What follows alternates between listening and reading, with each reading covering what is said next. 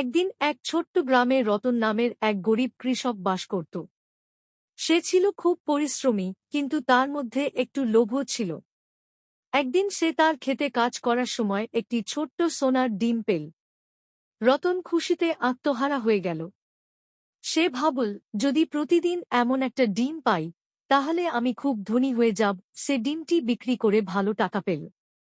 পরের দিন সে আবার ডিম খুঁজতে গেল, কিন্তু আর কোনো সোনার ডিম পেল না। সে অধৈর্য হয়ে পড়ল। মনে মনে ভাবল, ডিম তো আসে মুরগির পেট থেকে, যদি আমি মুরগিটাকেই পেয়ে যাই, তাহলে প্রতিদিন সোনার ডিম পাব। সে চারদিকে খুঁজতে লাগল, কিন্তু কোনো সোনার মুরগি পেল না। হতাশ হয়ে সে বাড়ি ফিরে এল। এরপর সে বুঝতে পারল, ধৈর্য আর পরিশ্রম ছাড়া জীবনে বড় কিছু পাওয়া যায় না। শিক্ষা: লোভ করলে সবকিছু হারাতে হয়, কিন্তু ধৈর্য এবং পরিশ্রম করলে সাফল্য আসে।